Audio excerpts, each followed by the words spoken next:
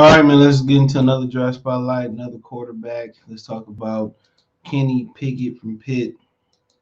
Coming into the process, he was seen as if any prospect was going to be elite and go inside the top five or top 10, it was going to be Kenny Pickett, who came out of nowhere. One of his weaknesses are that he has only one big year production, and that's kind of one of the reasons that he dragged the comparison to Joe Burrow.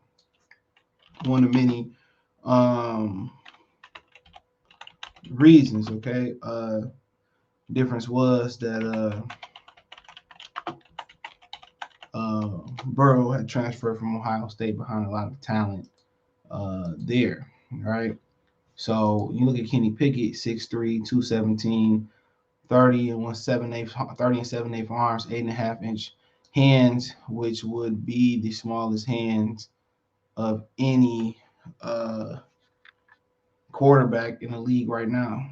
So, um, so you look, he ran a 4.73, then bench 33.5-inch vertical, 121 broad jump, 4.29. The short shuttle, you look at some of the numbers he got compared to Joe Burrow. Joe Burrow was 6'3", um, 6'3" and a half. He's 6'3". Joe Burrows was a few 4 pounds heavier, 221, 30 and 7/8 arms. So they both got the same arms, 9-inch hands. Kenny Pickett 8.5. One of the reasons they had issues, um, with his hands is he's like double jointed, so they had an issue with that. But one of the things working for him is he from Coldwell State, New Jersey. He played in Pittsburgh with all that snow, so see all of that. Pickett's career with the Panthers got off to a big start as a freshman, leading the team to a win over Miami in his first and only start of the year. 39 of 66, 59.1% completion, 509, one TD rushing. 509, one TD, one interception, 26 rushes, 93 yards, 3.6 yards rush, two TDs rushing in four appearances. He started all 14 games next season, throwing for 1,969 yards, 180 for 310, 58.1% completion, 12 touchdowns, 6 picks, while scoring three times on the ground, 117 for 220, 1.9. The former top 10 pro style quarterback recruited from Ocean Township High School in New Jersey was a full-time starter as a junior as well.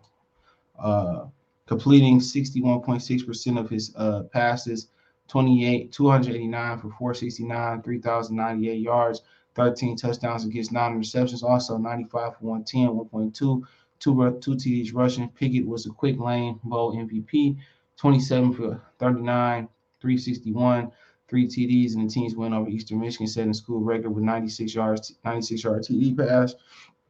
The 2020 team captain started 9 games that season, 203 for 332, 61.1%, 2,408 yards, 13 TDs, 9 interceptions, 81, 145 yards, 81 rushes, 1.8 yards a carry, 8 TDs rushing, missing two contests with the ankle injury. Pickett decided to return to school instead of going to the NFL for one final season in 2021, which paid off handsomely with many awards. Johnny United's Golden Arm Senior Class Award, second team Associated Press All American, ACC Player of the Year, Offensive Player of the Year, in addition to landing the finalist spots for the Heisman Trophy. He finished third in voting. Maxwell Award, Walter Camp Player of the Year, Davey O'Brien Award. He led the Panthers to the ACC Championship, ranked sixth in the FBS with the school record 4,319 passing yards, and fourth with 334 completions, 497 attempts, 67.2% completion percentage, and an ACC record of 42 passing TDs, just 7 interceptions. Pickett also broke Pitt career record with 12,303 passing yards and Dan Marino's record with 81 passing TDs. He also used his feet to run for 241 yards and 5 scores in 2021. Pickett started 13 games in his final year, opting out of the team's bowl game to prepare for the 2022 NFL Draft. His father, Ken, is a Shippensburg, PA University Athletics Hall of Fame, who his play at linebacker, while Chad Reuter, Jack Zerline, you know, compares him to Andy Dalton in his prime. All right. I think I like the Derek Carr comparison the best. So I say Derek Carr. of Joe Burrows. I know that's kind of high, but it's a lot of him to have Burrow has a lot of similarities. But we get to that in a minute. Pickett has 5 years of game experience, 4 of starting experience for Pitt. He's fairly toolsy pocket passer with good mobility. He operates in the passing scheme featuring vertical concepts that create big play opportunities, but left food on the plate when he failed to play chess against back end coverages. Pickett works with average anticipation, but drives the ball with good velocity, which should help him shine in the pre-draft passing drills. Pickett's touch and placement need work, but his accuracy stats were damaged by inordinate amount of drops throughout his career. The top indicator for future success for failure will likely rest in the team's ability to build Pickett's trust, poise, and discipline from the pocket. He can make all the throws, but he'll only be able to execute against disguised fronts and NFL pressure if he's willing to hang in and win with his eyes first. He carries a boom or bust label, but 2021 tape and productivity show off his potential to be a good starter in time. Strength, bro. Dan Marino Pitt passing record comes from athletic family bloodlines, has good size and all physical tools needed as a pro. These are the strengths. By the way, if I say so, jaw dropping improvement across the board in 2020. TD to interception ratio went from 13.9 in 2020 to 42.7 in 2021. Passing scheme requires full field reads, good recognition of decision on combo routes through all levels, potential to get better at recalibrating reads with more work with improved anticipation and tight spiral throws into windows, velocity to stay ahead of closing coverage, arm strength to push deep outs without a problem, able to extend play and win on the move with his arm talent to make off platform throws, elusive to escape free runners and scramble for yards. Okay, his weaknesses are some scar from previous protection issues. I mean, what that boy got? What you call that? He called whiplash. He got was gun shy, nervous, feet and poise. Can get the best of him despite clean pockets, drift outside pocket rather than climbing and scanning. Feet don't always follow his eyes when throws. Poor placement and touch added to drop issues. Finesse throws into the bucket are at below average. Better timing will prevent contested catches. Can improve at making lead throws. Doesn't throw with much of an expedited release. Needs to take the incompletions instead of the sack. Sources tell us, is he the next Joe Burrow, Kyler Murray, who were early picks after being 1 year wonder? Some teams will try and make that connection and will overdraft him. That's a lot of personnel director of AFC team. So I mean, when I talk about the Joe Burrow comparison, it's the 1 year production, big production. Arm talent might be a little bit similar. I would say down the field, athleticism similar in my opinion. Hand size, he's got the smallest, but Joe ain't got the biggest hand at 9 inches. Kenny Pickett at 8.5. Uh, but like I said before, he plays in a spread offense that emphasizes deep ball. So I say you see he had some protection issues early on, and now he gun shy. So now he got happy feet. The last guy I remember who was very talented from the same state, played at Pitt State, who got towed up by a lot of different coaches and sacks, Christian Hackenberg. I believe he went like in the second or third round. He never was able to recover physically. He took so much of a beating. So I think Kenny Pickett showed way better production than Hackenberg, especially in this last year.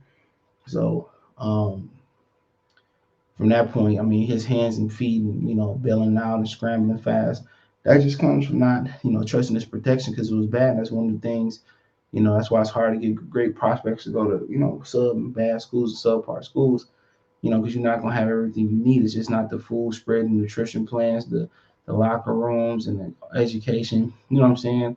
It's not having some offensive line and stuff of that nature. And apparently he suffered from that. But, if they can get him to calm down and take a chill pill, he can make all the throws, reading, going underneath is one thing I would notice with him and Ritter. They play action, either they check it down or they go deep.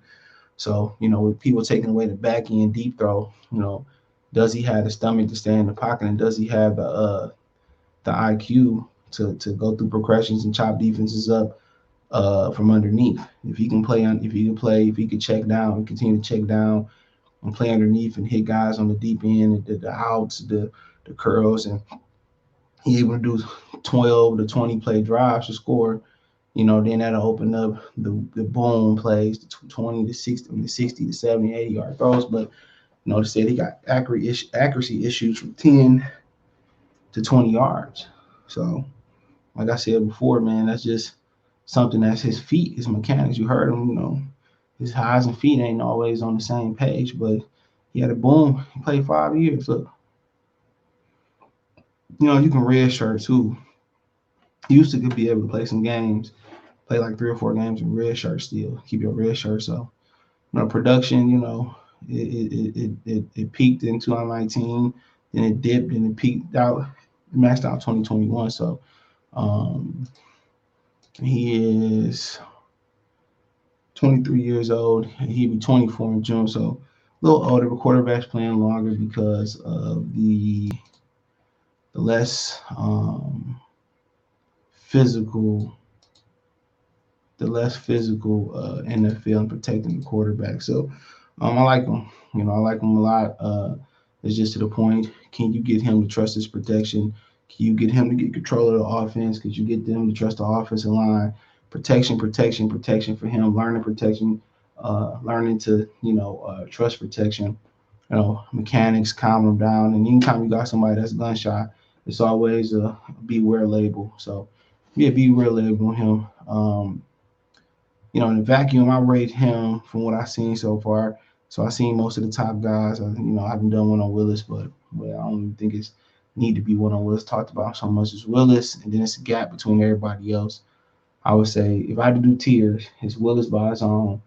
Second tier is Matt Corral and Kenny Pickett, and then after that, it's like third tier is like Des Ritter. What I've seen so far. So nobody has the physical tools in this draft that Malik Willis had. And I think last year nobody has his physical tools. I'm sorry they played at bigger schools, but you look at his arm, nobody got a better arm than him power-wise. Footwork, he run with speed and power, so, I think he's an elite talent. I'm in the minority, but, he just got elite properties, and then the character is high, But, yeah, Pickett's had an opportunity to be good. And I think what helps, his weaknesses with small hands is that he played in Pitt. He used to playing with the gloves on his hands. You see here, and he played in Pittsburgh when the weather get a little bit, disrespectful. So I don't think the hands are going to be the biggest concern because he played in Pitt and he used to playing with the glove already. But we'll see. I think it played a small factor in it. But I see going anywhere from 10 to 15, to 15 to 32. Definitely first round quarterback. I see him slide into the second possibly, but we'll see. Check out the Draft Spotlight playlist. Find me on Twitter, Facebook, Instagram. If you have a business question, inquiry, sponsorship, video request, all my social media subscription. Twitter's the best way than Facebook and Instagram. I can reach out whenever I got a video request for the Draft Spotlight. Chop it up. Um, um, Whatever it may be, business inquiry, sponsorship, hit me up. Want to make a financial donation, Cash App, $ CJ Good 313, Venmo CJ Good 313, PayPal link in the description. You can check the Draft Spotlight for all the spotlights we've done so far this year. And the NBA Draft Spotlight be in that playlist too, as we inch closer to the off season for the Pistons and the NBA. Appreciate the love and support. Let me know what you girls and guys think in the comment section. Check out the Draft Spotlight playlist for more videos like this. Check out my Detroit Lions Talk playlist for more videos pertaining to the Lions and NFL. Peace.